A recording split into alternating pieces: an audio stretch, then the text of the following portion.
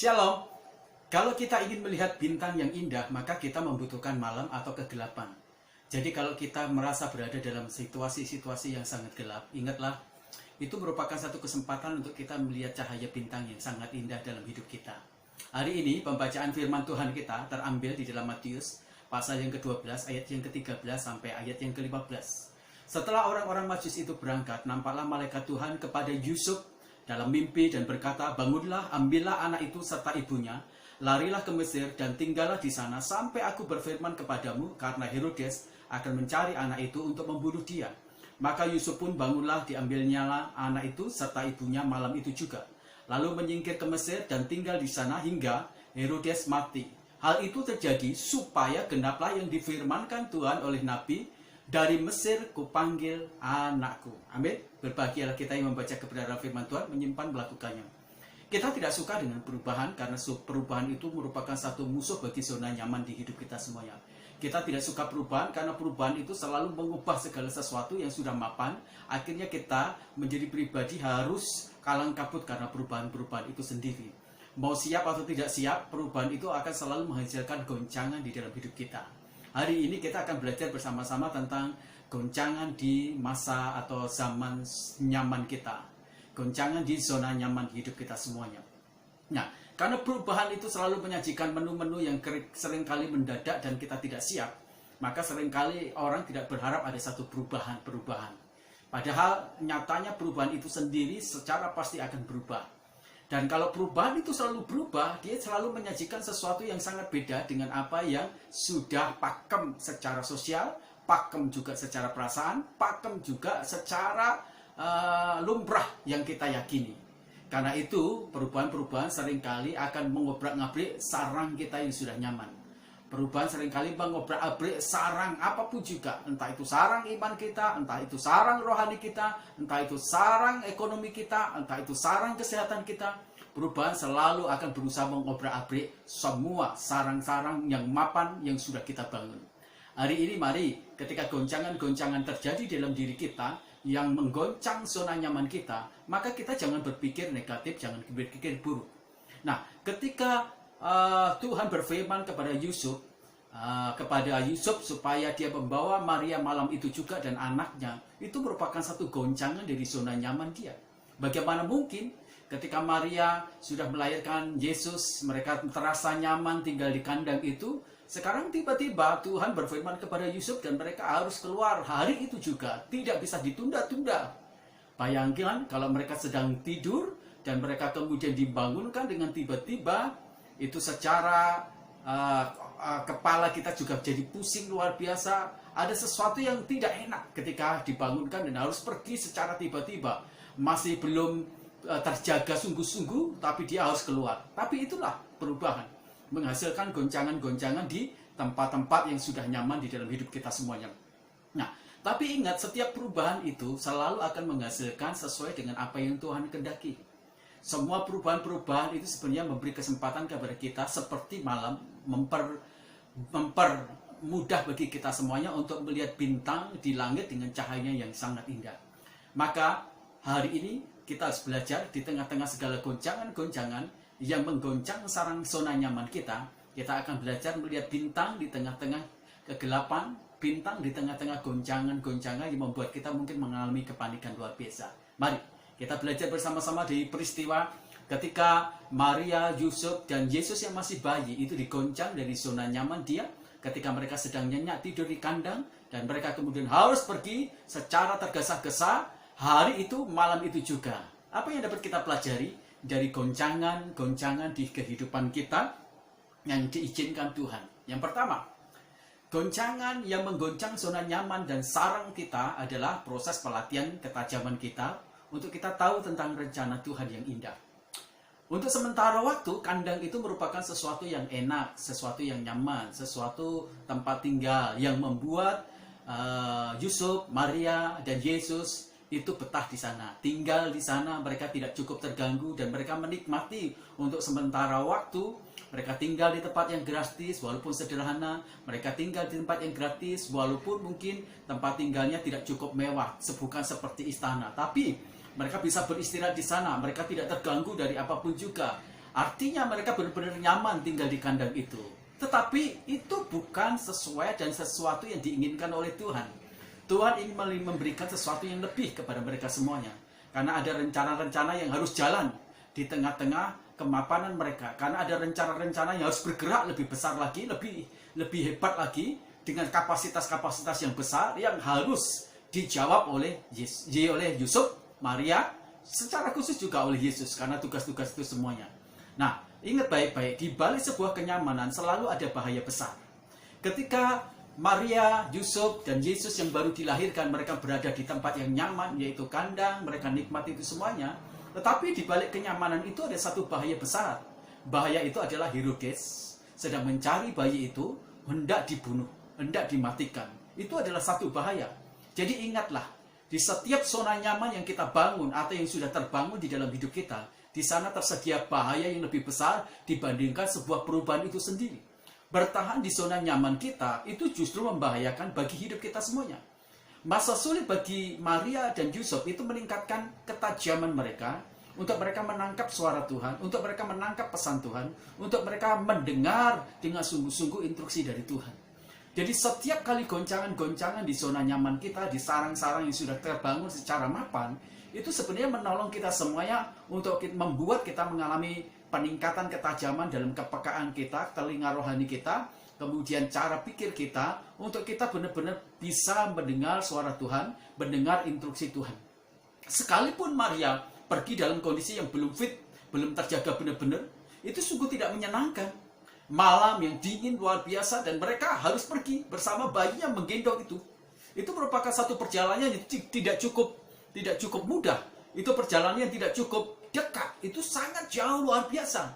Tapi Maria mengikuti arah perubahan-perubahan itu dengan taat dan betul-betul mengikuti apa yang menjadi bagian dari perintah Tuhan. Itu luar biasa. Jadi ingat, Tuhan menggoncangkan zona nyaman atau sarang nyaman di hidup kita semuanya untuk melatih kita semuanya makin hari makin memiliki tingkat ketajaman untuk melihat rencana-rencana Tuhan yang besar, rencana-rencana Tuhan yang indah, rencana-rencana Tuhan untuk membuat kita memiliki potensi yang lebih besar lagi dibandingkan kenyamanan yang telah kita diami bersama-sama. Allah ingin meningkatkan kapasitas kita, maka zona nyaman itu harus dibongkar. Anak Raja Wali, dia tidak boleh berlama-lama di sarang dia. Karena di zona nyaman dia yang terus-menerus tidak bisa membuat dia makin mahir untuk terbang. Makin mahir untuk menggunakan kekuatan sayap dia. Maka dia harus digoncang sarangnya, dia harus dilempar keluar, supaya dia makin memiliki potensi kekuatan untuk bisa terbang tinggi. Itu tujuannya. Jadi ingat baik-baik, ketika kita digoncang dari zona nyaman kita, digoncang dari sarang-sarang kita yang sudah mapan, Tuhan memiliki tujuan-tujuan lebih besar dari sekedar zona nyaman yang sedang kita hidupin. Karena di sana tersedia sesuatu potensi-potensi yang lebih besar. Jadi, mari ketika kita menghadapi goncangan di tengah-tengah kenyamanan zona nyaman kita tidak menjadi bersungut-sungut, kita tidak menjadi bersedih, kita tidak menjadi negatif atau menyalahkan Tuhan. Sebaliknya kita harus bersukacita. Sebaliknya kita harus positif. Sebaliknya kita harus tenang. Sebaiknya kita harus bersukaria. Kenapa? Karena di sana ada sesuatu yang Tuhan sedang bangun dalam kapasitas iman, dalam kapasitas rohani, dalam kapasitas mental, dalam kapasitas karakter, dalam segala kapasitas Tuhan sedang bangun bagi hidup kita semuanya. Jadi ingat, ketika Tuhan menggoncang zona nyaman kita, Dia ingin kita mengalami potensi-potensi yang lebih besar lagi dan hebat lagi. Ingat, beberapa orang-orang yang dipercajam oleh Tuhan dibuat menjadi hebat luar biasa di tengah-tengah goncangan. Kalau kita membaca di Ayub pasal 23, 10, 42, 5, di sana Ayub menjadi hebat yang luar biasa. Dia muncul seperti emas setelah digoncang, ditempa oleh masalah-masalah yang hebat. Sadrak, Mesak, Abednego di dalam Daniel pasal 3 ayat 28-29, dia dimasukkan dalam perapian yang luar biasa. Tapi setelah dia digoncang dari zona nyaman dia menjadi pribadi yang luar biasa hebat. Nama Allah dipermuliakan di sana.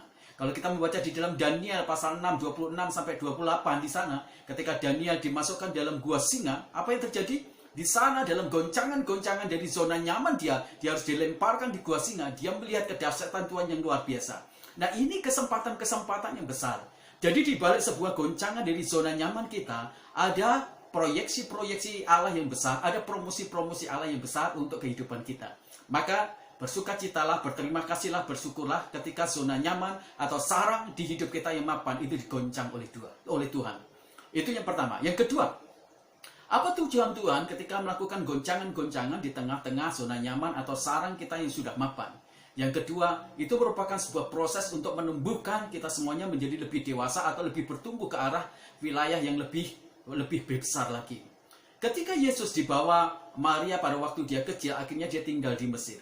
Nah, goncangan ketika dia dibawa di Mesir itu, apa yang membuat kemudian yang dimiliki oleh Yesus secara khusus? Di sana Yesus tumbuh, di sana Yesus menjadi besar, di sana Yesus belajar, di sana Yesus meninggalkan kebahagiaan dia, di sana Yesus kemudian meninggalkan kekanak-kanakan, dan Yesus kemudian tumbuh menjadi seorang anak yang cukup besar. Jadi setiap goncangan-goncangan dalam hidup kita semuanya, itu merupakan satu kesempatan untuk kita bisa bertumbuh ke arah kedewasaan, bertumbuh ke wilayah yang lebih besar lagi. Jadi, Yesus itu besar, Yesus itu tumbuh di wilayah Mesir setelah dia meninggalkan zona nyaman dia. Di mana? Di kandang dia. Yesus dibawa di Mesir, di sana dia tumbuh, dia menjadi dewasa, dia di sana. Akhirnya, Yesus kemudian menjadi pribadi yang meninggalkan kebahagiaan dia. Dari tempat di mana zona nyaman dia bergantung, sekarang Yesus tidak lagi menjadi anak yang terlalu bergantung. Dia sudah bisa melakukan banyak aktivitas, kegiatan-kegiatan secara mandiri. Itulah tujuan Tuhan. Tujuan Tuhan menggoncangkan sarang dan menggoncangkan zona nyaman kita adalah kita harus menjadi pribadi yang bertumbuh ke wilayah, meninggalkan kebahagiaan kita, meninggalkan ketergantungan kita, sehingga kita menjadi orang-orang yang sangat mandiri. Jika kita menghadapi masalah-masalah atau goncangan-goncangan, jangan berkecil hati, jangan putus asa. Karena di balik semua goncangan-goncangan, walaupun itu buruk, Allah sedang mengerjakan sesuatu untuk membuat kita menjadi dewasa, membuat kita menjadi bertumbuh dalam segala aspek hidup kita semuanya. Masalah atau goncangan-goncangan dari zona nyaman kita itu merupakan satu proses yang membuat kita mengalami lintasan waktu Kairos dan waktu Kronos kita semuanya. Dalam waktu Kairos itu Tuhan sedang bekerja untuk mempertumbuhkan karunia, karakter kita, buah-buah roh kita. Dalam Kronos dia kita dibawa untuk mengalami pertumbuhan secara fisik, pertumbuhan secara moral, pertumbuhan secara mental, secara pikiran juga secara fisik sehingga kita menjadi lebih besar lagi. Itulah pertumbuhan-pertumbuhan yang mengharuskan kita meninggalkan zona nyaman kita. Apa jadinya kalau Yesus mau bertahan di zona nyaman dia, mau menjadi bayi terus-menerus? Maka tidak akan pernah ada perubahan-perubahan. Maka tidak akan pernah ada tugas-tugas besar. Jadi, ketika kita menghadapi masalah-masalah digoncang dari zona nyaman dan sarang kita, karena kita harus tumbuh besar, di setiap pertumbuhan-pertumbuhan besar, di sana ada tanggung jawab besar yang harus kita lakukan, yang harus kita emban. Ingat baik-baik, disitulah kita akan bisa melihat pada waktu kita akan diberikan promosi-promosi tugas yang besar, di saat kita benar-benar bisa mengalami pertumbuhan. Petrus melihat Yesus berjalan, imannya pada Yesus makin hari makin besar. Nah, mari kita mengalami proses-proses yang menggoncang zona nyaman kita, supaya kita makin hari makin bertumbuh di dalam iman, makin bertumbuh dalam rohani, makin bertumbuh di dalam kedewasaan pikiran, makin bertumbuh dalam kedewasaan perilaku, tutur kata kita semuanya, sehingga pada akhirnya kita meninggalkan kebayian kita, kekanak-kanakan kita, dan tumbuh menjadi orang dewasa. Jangan takut dengan goncangan dari zona nyaman atau sarang kita semuanya. Karena itu merupakan satu jalur yang membawa kita mengalami pertumbuhan-pertumbuhan yang secara luar biasa. Jadi, ketika kita menghadapi goncangan di wilayah zona nyaman dan sarang kita yang sudah mapan, bersyukurlah karena Tuhan sedang membawa kita semuanya meniti satu jalur untuk kita mengalami pertumbuhan-pertumbuhan dalam segala aspek hidup kita. Jadi ingat baik-baik, goncangan-goncangan yang mengubah dan mengobrak-abrik sarang kita untuk membuat kita mengalami pertumbuhan, supaya kita tinggalkan kebayian kita, kekanak-kanakan kita, tumbuh menjadi orang Kristen yang dewasa, tumbuh menjadi orang rohani, manusia Allah yang luar biasa. Itu yang kedua. Yang ketiga, ketika kita berbicara tentang tujuan-tujuan Allah menggoncang zona nyaman atau sarang kemapanan kita, tujuan yang ketiga adalah itu merupakan satu proses penggenapan dari janji Allah di dalam hidup kita semuanya. Ketika kita membaca di Injil Lukas pasal 2 ayat yang 15 lagi, Tuhan berkata, karena harus ada sesuatu yang digenapi, karena Tuhan akan memanggil anaknya itu dari Mesir. Jadi goncangan-goncangan yang terjadi dalam hidup kita semuanya, itu adalah bagian dari sebuah proses Allah akan menggenapi rancangannya itu di dalam hidup kita semuanya. Bayangkan betapa hebatnya. Sekalipun ketika kita menghadapi goncangan, kita mungkin merasa panik, kita merasa cemas, kita menjadi takut luar biasa. Tapi semua goncangan yang menggoncangkan zona nyaman dan sarang kita yang sudah mapan, itu tujuannya untuk menggenapi rencana dan rancangan Allah secara pribadi, personality kepada kita semuanya. Betul, pada waktu Maria membawa Yesus dan Yusuf pergi ke Mesir, goncangan itu bertujuan untuk membawa Yesus kemudian tinggal di Mesir sesuai apa yang difirmankan Tuhan, sesuai dengan apa yang telah dinubuatkan oleh firman Tuhan. Dan Tuhan harus menggenapi rancangannya di balik goncangan dari mereka tinggal di kandang dan mereka digoncang sarang mereka, kemapan mereka, harus mereka pergi ke Mesir. Di Mesir itulah penggenapan Allah harus digenapi, yaitu Allah memanggil Yesus karena dia harus kembali lagi ke kota dia. Jadi ingat, di balik goncangan-goncangan yang mungkin tidak menyenangkan, karena kita sudah memiliki kemapanan, ke zona nyaman, baik itu di sarang, kehidupan kita, dan segala aspek hidup kita, ingat, di sana Tuhan sedang mempersiapkan penggenapan rencana yang agung bagi kita secara pribadi. Tapi juga tujuan-tujuan ilahi yang lebih besar lagi yang kita tidak tahu. Mengapa Tuhan izinkan goncangan-goncangan di dalam hidup kita semuanya? Itu yang luar biasa. Saya ingat ada satu perusahaan tomato yang ada di wilayah Brasil. Ketika dia berusaha, dia memiliki sebuah perusahaannya tiba-tiba kolap dan hancur. Dan bukan hanya itu, pabriknya mengalami kebakaran yang luar biasa. Dan apa yang terjadi? Dia melihat sebuah tomat dan dari situ kemudian dia mendirikan sebuah tomat dan akhirnya menjadi satu pabrik tomato yang sangat terbesar yang luar biasa. Goncangan itu ternyata untuk menyatakan sebuah rencana Allah yang besar bagi kita semuanya. Jangan melihat sebuah masalah terus-menerus, jangan fokus kepada masalah itu terus-menerus, tapi fokuslah pada rencana-rencana Allah yang besar dalam hidup kita semuanya. Ingat, Tuhan tidak pernah membuat kita untuk hal yang biasa. Karena ada tugas-tugas Tuhan yang luar biasa. Dan itu yang harus digenapkan dalam hidup kita. Dan kadangkala zona nyaman kita, zona mapanan kita, sarang kita yang sudah enak, itu yang membuat kita tidak melihat lagi rencana Allah yang besar. Makanya Tuhan harus goncangkan itu semua. Ya, ingat baik-baik. Jadi mari kita menjadi pribadi yang terus-menerus melihat bagaimana penggenapan rencana Allah yang lebih besar. Nah, lihat baik-baik. Ketika Yusuf mendapatkan mimpi dari Tuhan, dia mendapatkan mimpi, dia ceritakan kepada bapaknya, kepada ibunya, kepada saudara-saudaranya, mereka marah luar biasa. Nah, intinya bahwa Yusuf akan menjadi raja yang hebat luar biasa. Ketika Yusuf mendapatkan mimpi itu, apa yang terjadi? Hidup Yusuf bukan malah jadi baik. Semua digoncang, kehidupan dia digoncang. Dari anak emas, dari anak yang disayang, tinggal di rumah, sekarang dimasukkan di wilayah, dimasukkan di sumur oleh saudara-saudaranya, dijual, digoncang semuanya. Kemudian setelah dijual, apa yang terjadi? Dia kerja di rumah Potifar. Setelah tinggal di rumah Potifar, dia enak menjadi pekerja di sana, disayang, diberikan tugas, tanggung jawab, promosi besar, nyaman di sana. Tapi Tuhan goncang di sana dengan satu peristiwa. Akhirnya masuk di penjara. Dan masuk di penjara dia dipercayai dengan sesuatu yang besar. Semua goncangan-goncangan kelihatannya itu menjauhkan dari penggenapan rencana Allah.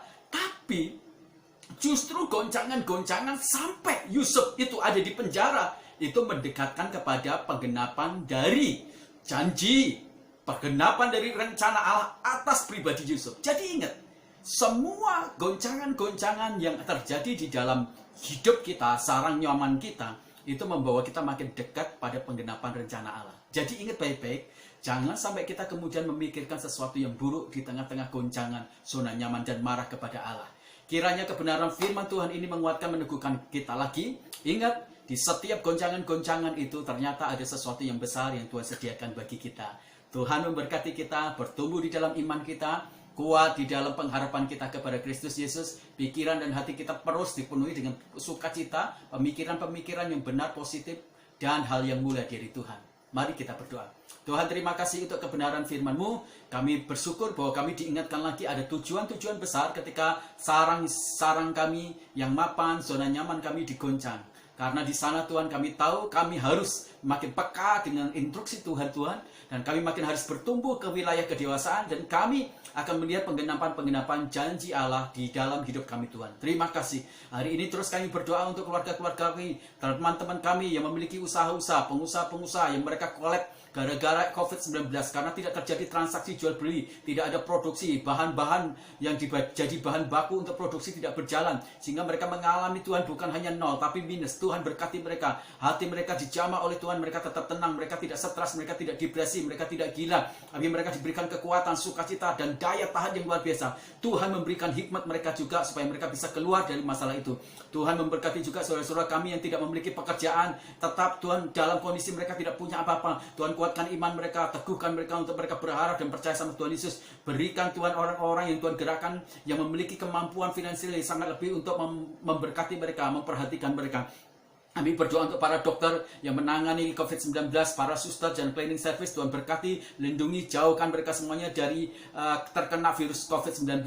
Berkati juga Tuhan teman-teman kami yang terkena, Tuhan jamah dan sembuhkan dengan cara keajaiban. Berkati obat-obat yang dipakai, semua terapi apapun juga, pengobatan yang dipakai, Tuhan Engkau campur tangan. Memberkati profesor, dokter yang terus-menerus menekuni untuk mereka mencari antivirus bagi virus corona itu, Tuhan berikan. Berkati Presiden kami Jokowi, berkati kekuatan kesehatan, lindungi dan jagai dari mara bahaya, dari hal yang jahat, rancang yang jahat. Berkati dengan hikmat bijaksana supaya dia memimpin bangsa kami ini dengan takut dan hikmat akan Tuhan. Semua kebijakan-kebijakan ini Tuhan datang dari Engkau sehingga bangsa kami bangkit. Negara kami ini menjadi negara yang benar-benar memiliki kemakmuran gara-gara presiden kami yang memiliki hikmat yang datang dari Tuhan. Berkati para menterinya, berkati jajaran aparatur negara, lembaga tinggi, lembaga tertinggi, semua berkati supaya mereka semuanya benar-benar menjadi pemangku-pemangku jabatan yang benar-benar Tuhan merendah untuk kebahagiaan dan merendah untuk kebangkitan ekonomi seluruh bangsa kami Indonesia.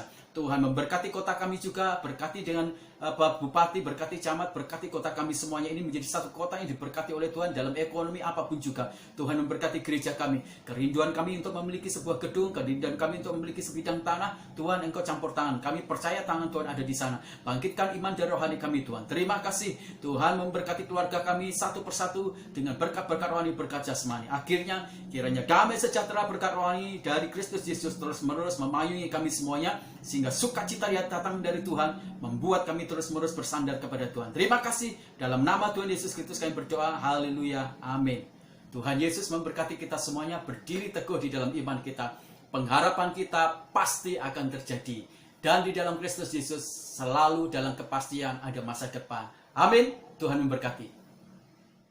Menutup renungan di online ini, saya akan memberikan kepada Bapak Ibu sebuah ilustrasi yang Bapak Ibu bisa lihat di video hari ini. Tuhan memberkati.